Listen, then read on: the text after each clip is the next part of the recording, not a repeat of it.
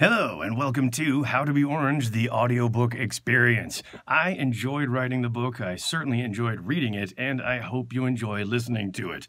Go to youtube.com/Greg Shapiro and subscribe to my channel, and then you can click on the playlist. Enjoy. How to Be Orange, Chapter 12, Acting Dutch.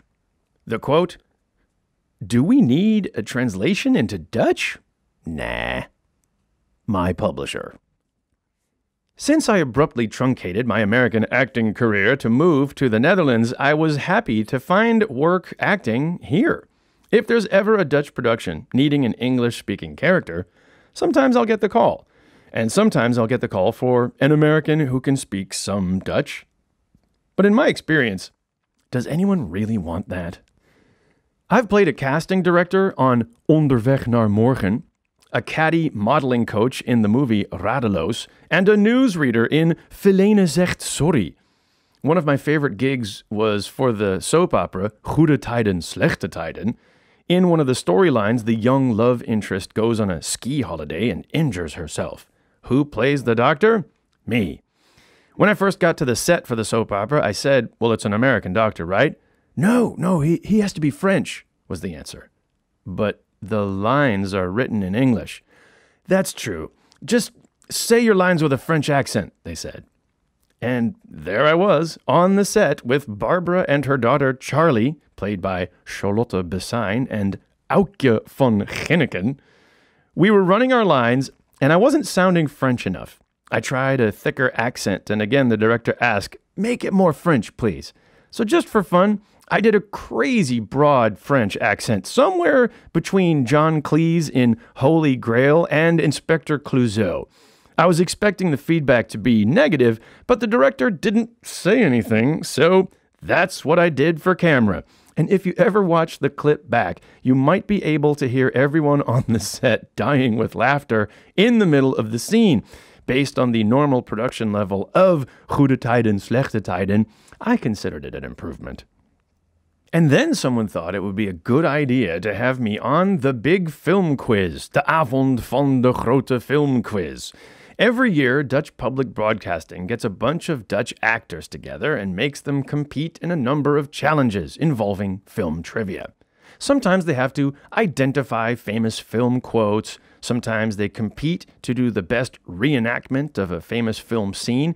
And every year, it's pretty fun.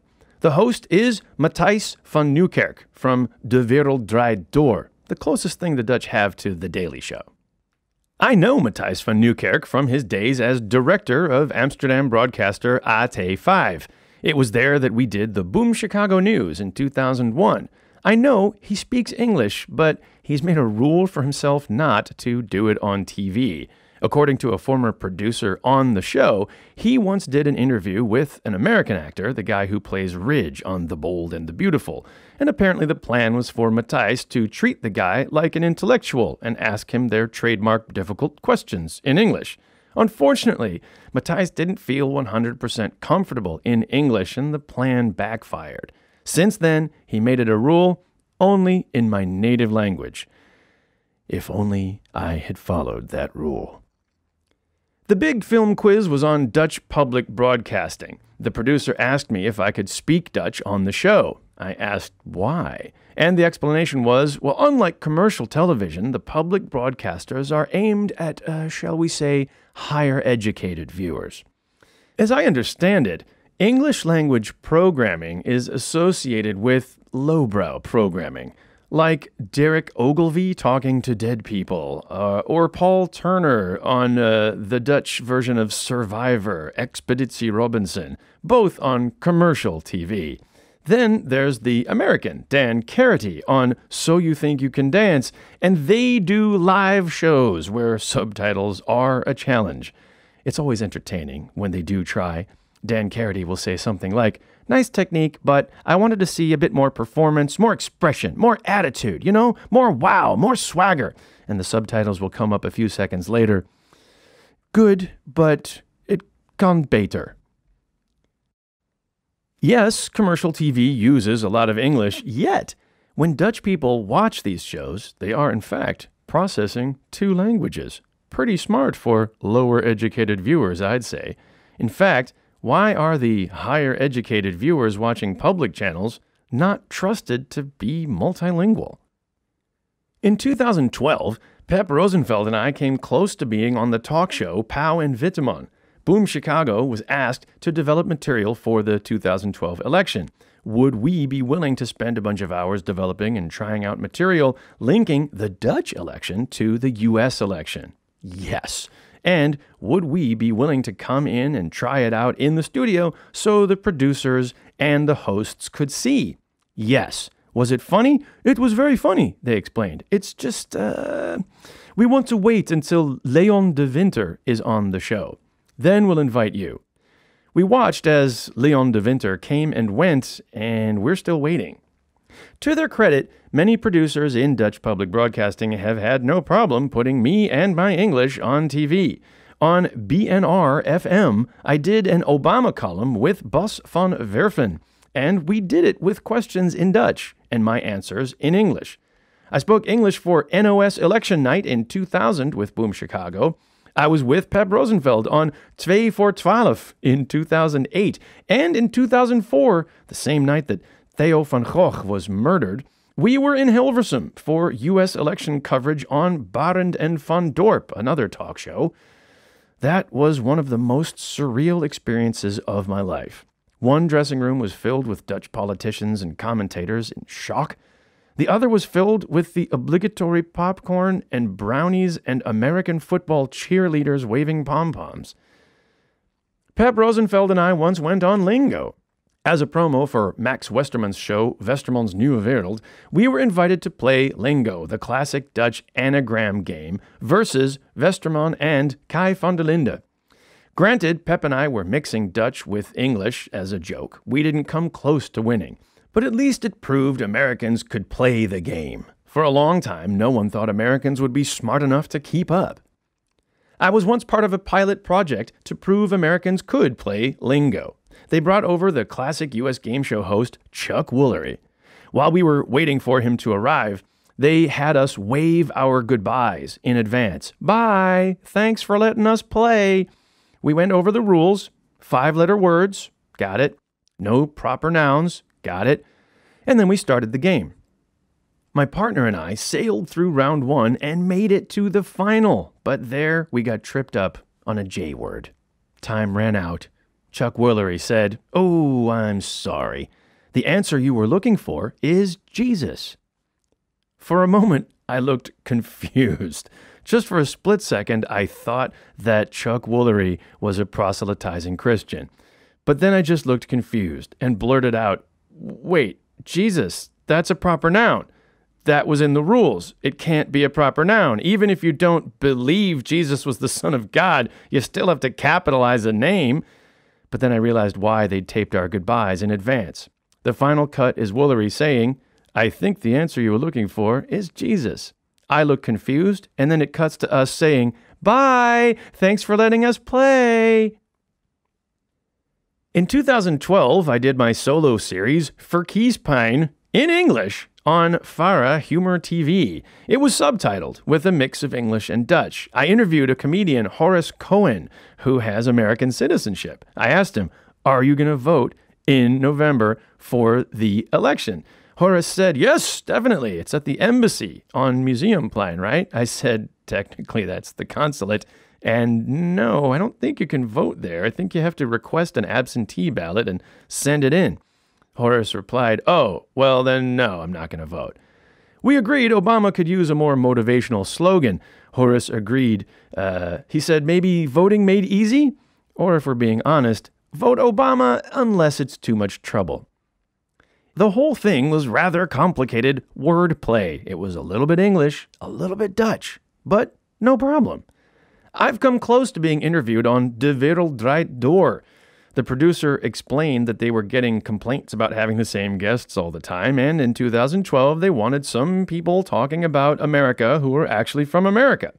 A week before they were going to have me on, they tried some new faces at the table, and then they started getting complaints about too many guests they'd never seen before. So I got bumped. For Leon de Winter. I teased the producer from De Wereld Draait Door, saying, I hear the public broadcasters have a secret no English policy. And she said, oh no, it's not just English, it's any other language. Aha, I said, so there is a policy. And she explained, well, there's no written rule that Dutch public broadcasters have to stick to Dutch, but there is an unspoken rule that if you're accepting money from the Dutch government, then you're expected to stick to the mother tongue. Thus, Dutch broadcasting acts as a sort of Académie Nederlandaise. While the Dutch don't like to think of themselves as chauvinistic, they can give the French a run for their money. I suppose that's why I quite enjoyed it when Matthijs van Nieuwkerk invited guest host Adriaan van Dis to take over the show for Book Week. Adriaan van Dis came on, and the first thing he did was switch language. First came a fluent German interview, and then a fluent English interview. 3 languages for the price of, well, less than Matthijs van Nieuwkerk. That was a pretty good deal. So, back to the big film quiz. The producer wanted me to play the character of a Hollywood reporter in Dutch. I asked if it might be a bit more believable if I could speak mostly English, with a little bit of Dutch thrown in. He said yes. Here's the script they gave me. Mijn naam is Greg Shapiro from The Hollywood Reporter en ik ben delighted to be invited at de grote avond van de grote filmquiz. Wij verwachten hier anytime de limousines met de sterren van de avond, de acteurs en actrices. Het zijn kopstukken van de Nederlandse film en televisie die het lef hebben om zich hier vanavond te onderwerpen aan een spervuur van vragen. Kijkt erom en hier is Georgina Verbaan. Yeah, just a little bit of Dutch. I was hoping they wouldn't mind if I threw a little bit more English in there. Now, the concept was not only for me to introduce the show, I was also to provide a through line to the requisite wacky ending. Every year on the Big Film Quiz, they end the show with something unique. One year, it was a full Monty tribute where all the guys did a striptease. This year, the plan was an ode to the classic American Pie fight. The plan was that I would get steadily drunker on champagne during the show. And then, when they would bring out the big birthday cake, I'd say something naughty and get hit in the face with cake. Here's what really happened. First of all, I did my intro in broken Dutch. I said hello to Thomas Acta, Danielle Boissefin, Frank Lammers, the meisjes, the girls from Toren C, and Johnny de Mol. They walked from the limo to the theater and walked all over me. In the studio, I was given an earpiece, which I always hate. Why? The words in your ear never match the situation on the ground. For example, the earpiece, keep getting drunk. We need to see you drinking. The director, what are you doing? Why are you in the shot? Shapiro, stop moving. You can watch the clip on YouTube. For most of the show, they don't have me in frame. So, at the end of the show, with no explanation at all, a drunken Shapiro comes on screen. Out of nowhere, I stagger into frame with enormous cakes. It was spectacularly awkward. The earpiece, Shapiro, go, Shapiro. The director, what are you doing? Wait for the host. I delivered the prizes, I presented the cakes, I waited for the host. The earpiece, start the Shapiro speech. The director, what Shapiro speech? They told me to write up a little speech and make it so insulting that the actors would really want to hit me with cake. In practice, all I got out was, jullie Nederlanders zijn zo bezig met elkaar. And then Thomas Acta and sore loser Frank Lammers ignored me and just started throwing cake at each other. Here's the text I'd prepared. You Dutch people are so busy with yourselves, Dutch Film Festival, Golden Calf Award, Edison Award, Rembrandt Award, let's give each other more awards. But meanwhile, you don't have any Dutch films on the show tonight. All you talk about are American Hollywood movies. All your clips are in English, yet you make me speak Dutch? I think you've all got your heads up your asses. As it turns out, maybe it's best I got hit in the face when I did. As the host of the show, Matthijs van Nieuwkerk knew what was coming. He made it clear to us that he did not want to be hit with any cake. It was Frank Lummers who walked over and put cake directly into Matthijs's hair. In the YouTube clip, you can still see a slightly chagrined Matthijs van Nieuwkerk covered in cake and signing off, "Well, we hope to see you next year." There would not be a next year.